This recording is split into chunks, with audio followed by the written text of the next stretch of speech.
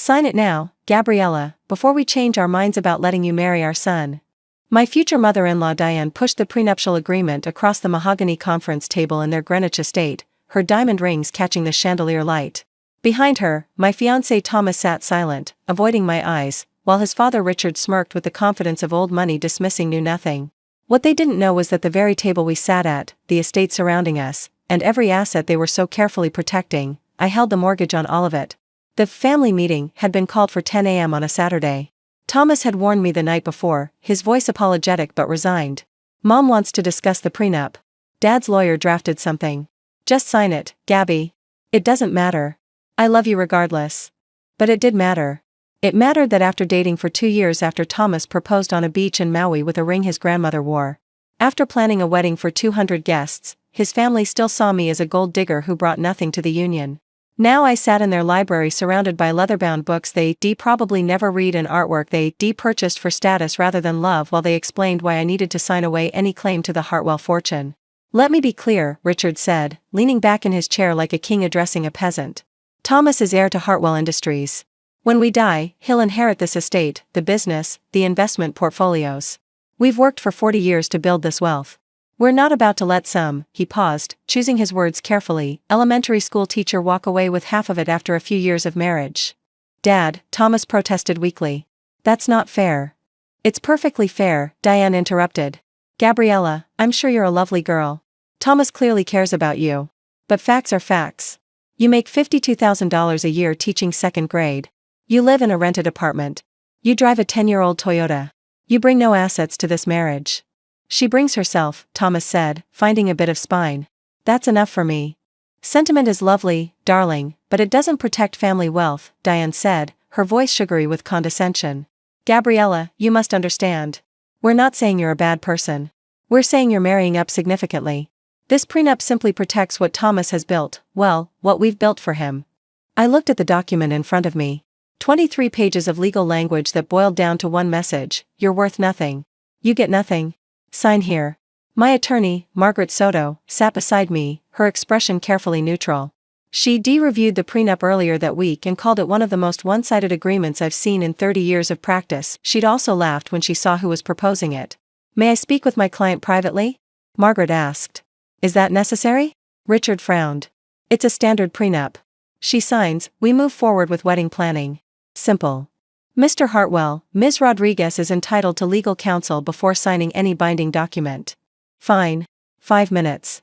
We'll wait outside. The Hartwells filed out, Thomas throwing me an apologetic look. When the door closed, Margaret turned to me with barely suppressed amusement. Are you going to tell them? She asked quietly. Not yet, I said.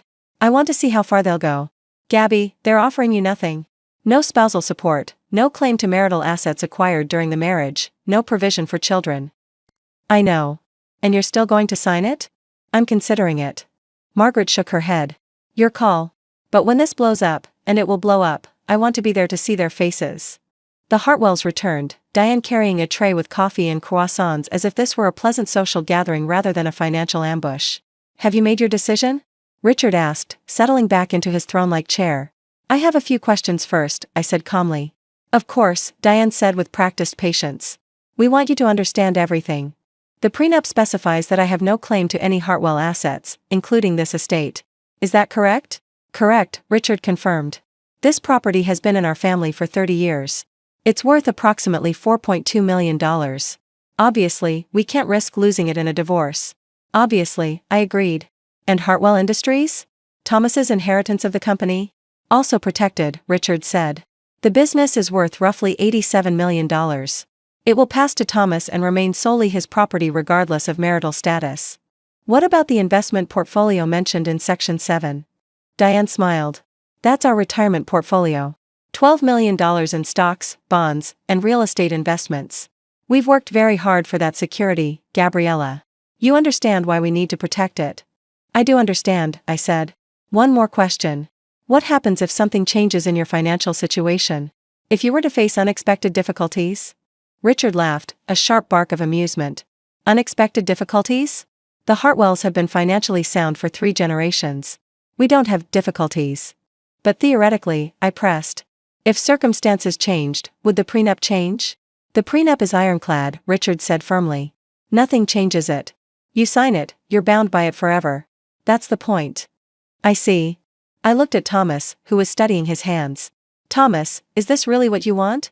He finally met my eyes. Gabby, I love you. But they're my parents. This is their condition for giving us their blessing and paying for the wedding. If we don't sign, they'll cut me off entirely. Cut you off, I repeated. From what, exactly?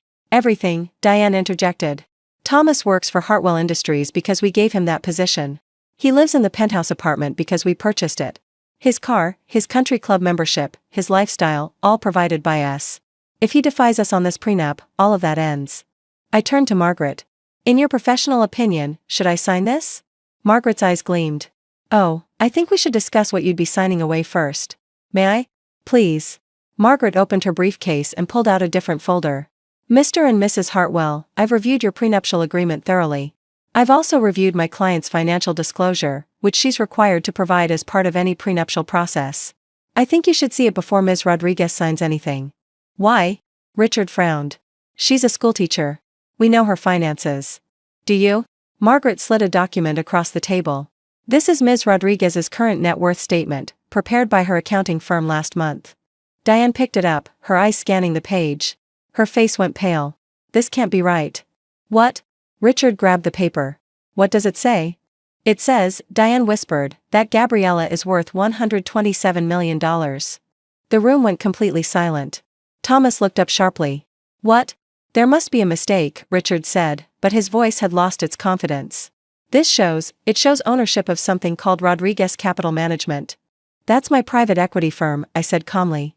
I founded it 8 years ago after graduating from Wharton Business School. We specialize in distressed asset acquisition and restructuring.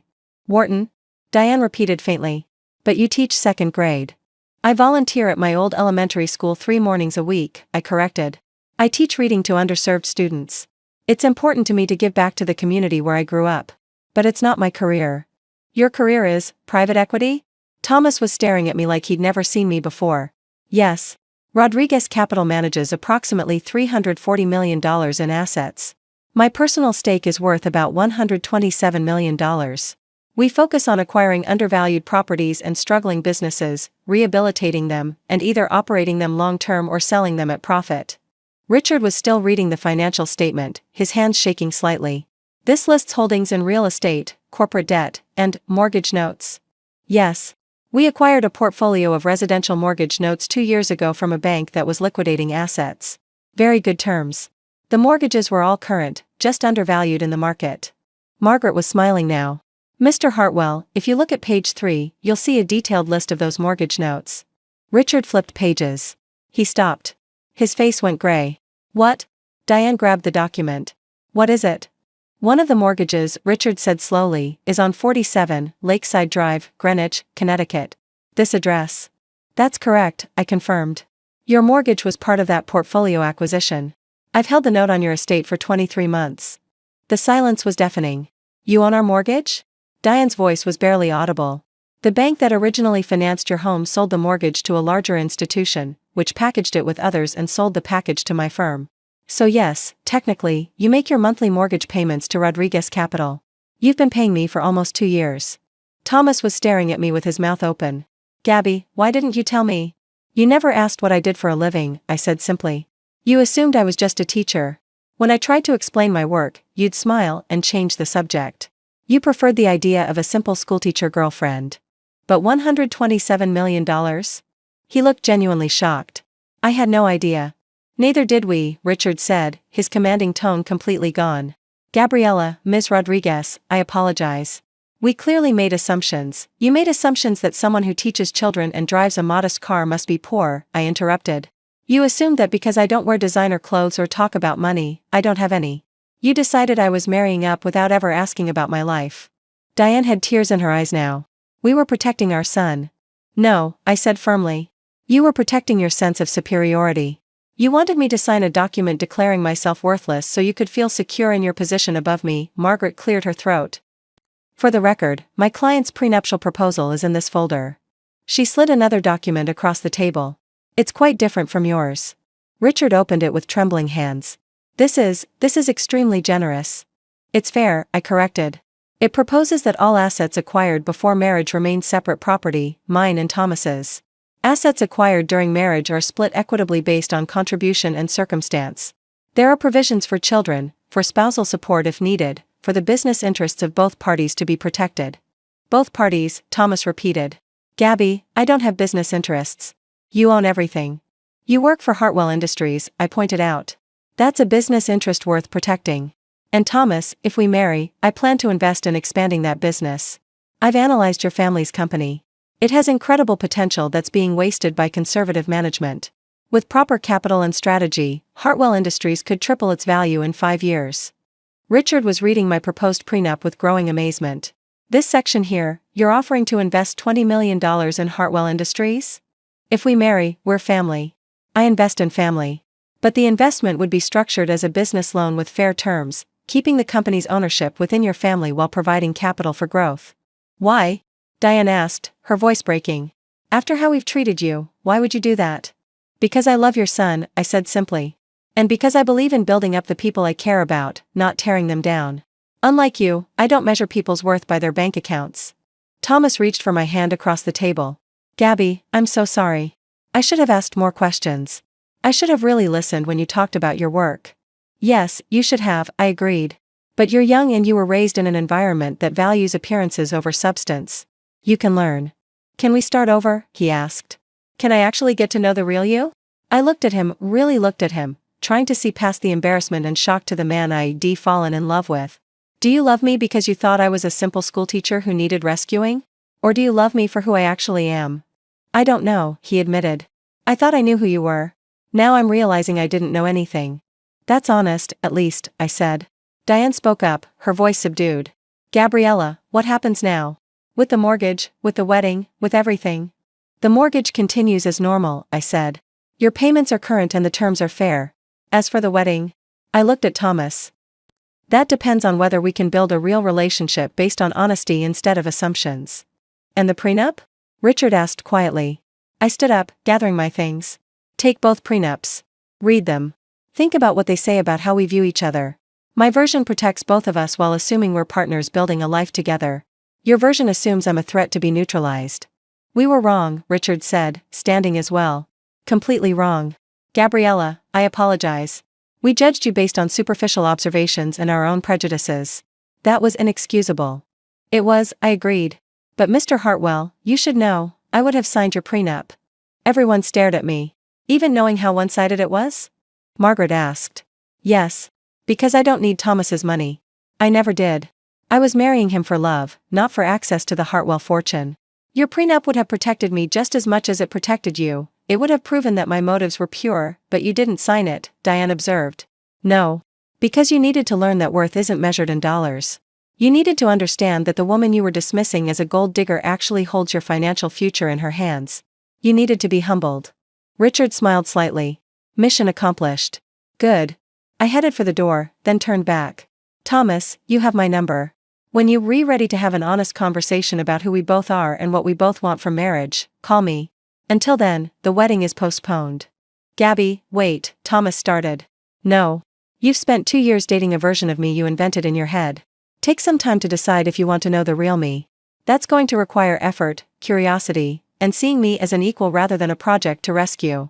I walked out of the Hartwell estate, the estate I technically held the mortgage on, with Margaret beside me. That was magnificent, Margaret said as we reached my car. Though I still think you should have let me tell them about the other properties. Other properties? Other properties? Rodriguez Capital owns mortgages on 3 other Greenwich estates, including the one owned by Diane's sister. You basically hold notes on half their social circle. I laughed. Let's keep that information in reserve. They've had enough shocks for one day. What are you going to do about Thomas? I unlocked my Tesla, the one I usually parked a block away from his apartment so he wouldn't see it. I'm going to wait and see if he's capable of growth. If he can look past his assumptions and actually see me. If he can. And if he can't? Then I'll move on. I'm not interested in being someone's charity case or their trophy wife. I'm interested in a partner who values me for who I actually am. My phone buzzed as I drove away. A text from Thomas, I'm an idiot. Can we talk? Really talk? I smiled and typed back, tomorrow. Coffee shop on Main Street. 10 a.m. And Thomas? Come prepared to ask questions about my actual life, not the life you assumed I had. His response was immediate, I will. I promise. And Gabby? I'm sorry. For not seeing you. For not asking. For being exactly what my parents raised me to be. Awareness is the first step, I typed. See you tomorrow? I put my phone away and drove toward my actual home, a 3-bedroom condo in Stamford with water views, underground parking. And a home office where I managed a $340 million private equity firm while wearing yoga pants and volunteering at elementary schools. They'd called me a gold digger who brought nothing to the marriage. They hadn't realized I owned the gold mine. And maybe, just maybe, they'd learned something about judging people based on appearances rather than character, about worth versus wealth, about the difference between having money and being valuable. Tomorrow, I'd find out if Thomas had learned the same lesson. And if he hadn't? Well, I'd built an empire from nothing once before. I could certainly find a partner who valued me for more than my bank account, or lack thereof. Either way, I'd be fine. I'd always been fine. They just hadn't bothered to notice.